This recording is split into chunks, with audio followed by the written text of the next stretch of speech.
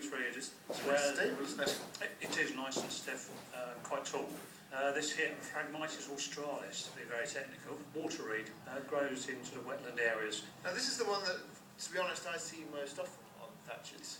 It's one that's being used quite extensively because it's being imported a lot, although it's not a traditional material as such. But we're not using reed? We're not using reed, and we're not using cone. What are we using? We are using long straw, which is this bundle down here. So that sounds like it's a... Can I pick it up? Yes. This an older thing, does it?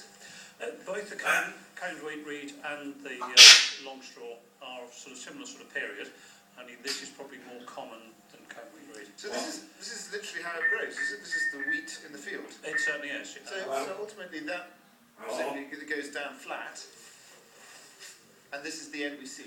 Certainly. Slightly untidy to the finish, but once it's actually laid properly on the roof, raked down and cleaned, it's very pleasing to the eye because it has a very poured-on finish. And when it's on a poured-on finich, yes. Can we take this up and pour it on? We certainly can. So special. Fingers underneath. Yeah. Right hand just under the edge of the bundle, up over your head onto your shoulder. And away we go. I feel like a Thatcher. I look like a Thatcher. Well, let's hope so, because it's time to give it a go. A building this big, Keith tells me, will take 2 thatchers 2 to 3 months to complete, at a cost of around £50,000, but it should last about 30 years. 1660. 1660, yes, quite an old building. Keith takes me round to an exposed section of the roof that hasn't been thatched yet. So this is the building we're working on? It's certainly, as you can see, we've got the old thatch here.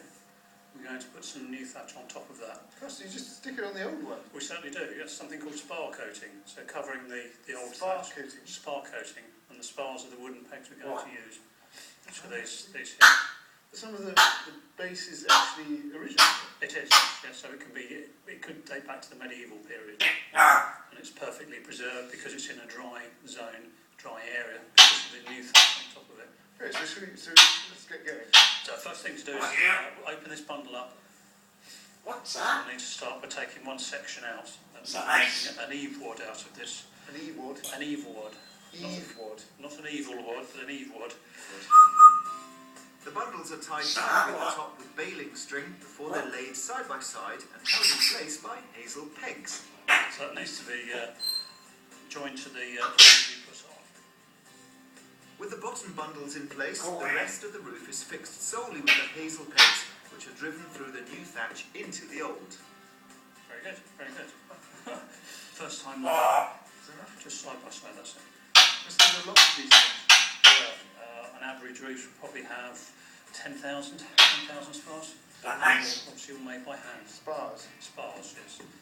This is a system that hasn't changed for hundreds of years, and neither have the tools. That's called a side rake. You'll notice there's very few tools needed for thatching.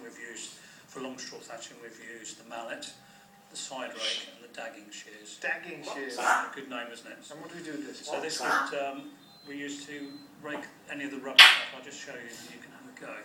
That's just used at a slight angle. And just drawn through the roof. You see the leaf coming out? So doing my hair in the morning. Slightly uncomfortable though. And once you've been over with the side rake, the dagging shears really just used to take off any loose ends. So you'll see any of the odd pieces can be clipped off. They're quite sharp with the dagging shears, aren't they? I have to say, this is pretty primitive stuff. It certainly is. Can you not have a nice, like a... Various people have tried hedge trimmers, but nothing works as well as traditional tools. You're just saying that because you're...